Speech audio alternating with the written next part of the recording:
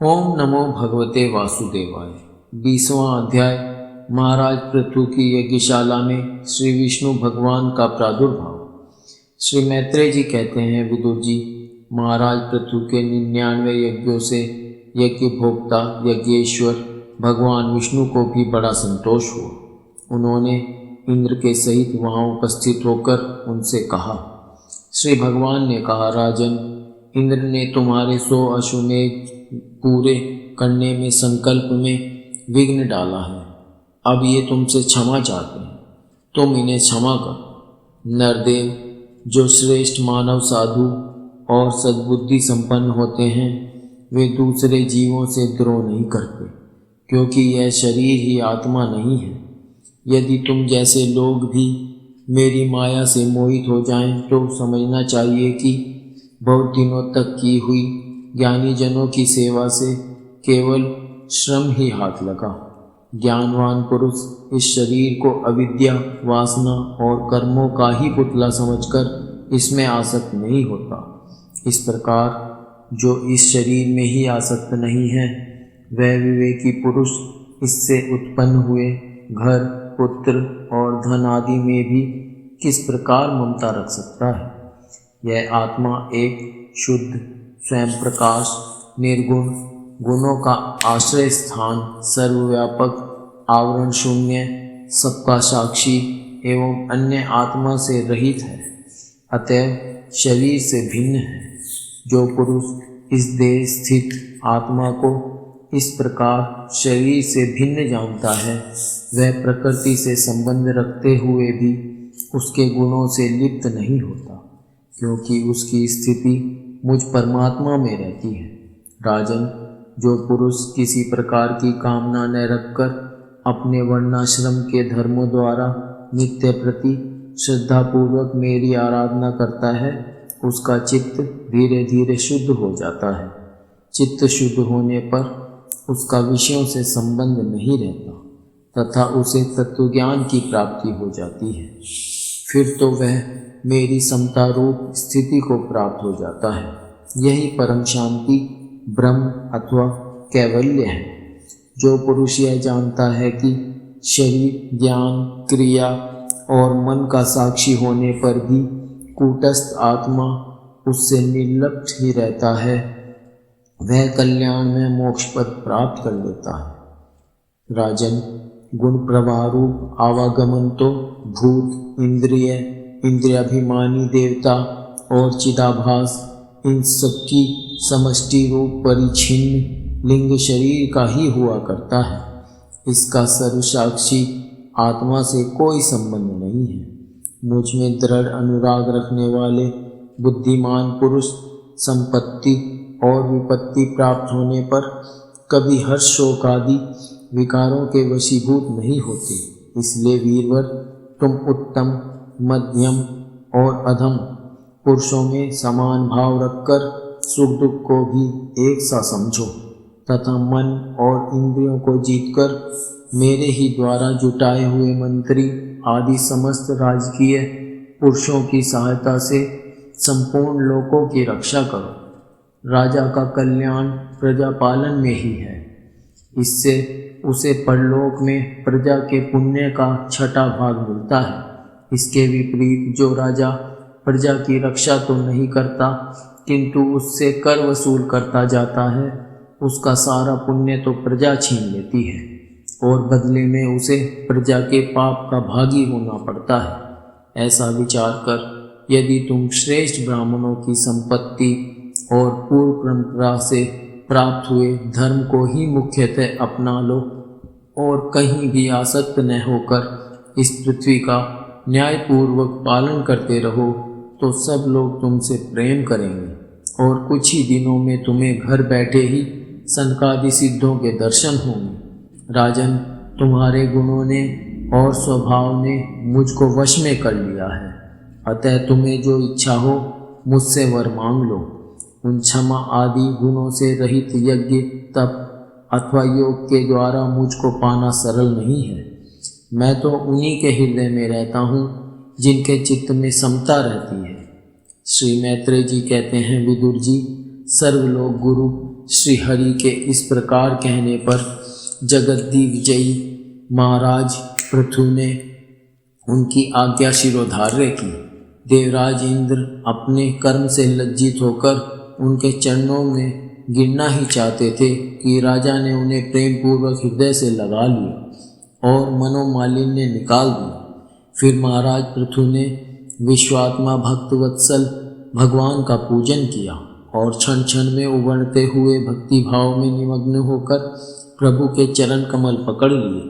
श्रीहरि वहाँ से जाना चाहते थे, किंतु पृथु के प्रति जो उनका वात्सल्य भाव था उसने उन्हें रोक लिया।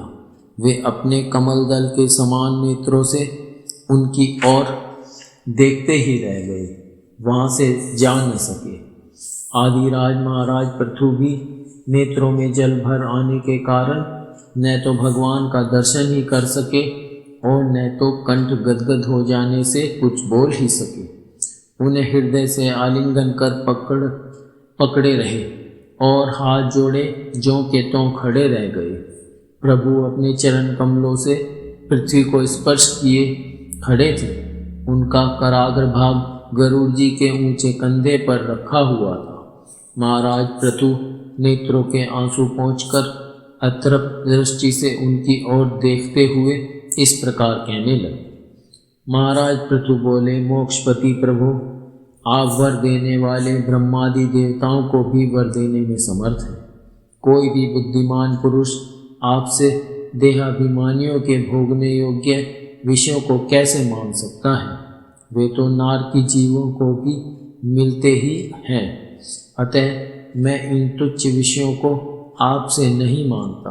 मुझे तो उस मोक्षपद की भी इच्छा नहीं है जिसमें महापुरुषों के हृदय से उनके मुख द्वारा निकला हुआ आपके चरण कमलों का मकरंद नहीं है।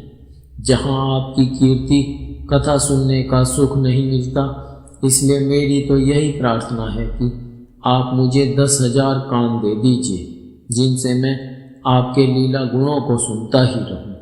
पुण्य कीर्ति प्रभु, आपके चरण कमल मकरंद रूपी अमृत कणों को लेकर पुरुषों के मुख से जो वायु निकलती है उसी में इतनी शक्ति होती है कि वह तत्व को भूले हुए हम कुयोगियों को पुनः तत्व ज्ञान करा देती है। अतएव हमें दूसरे वरों की कोई आवश्यकता नहीं है।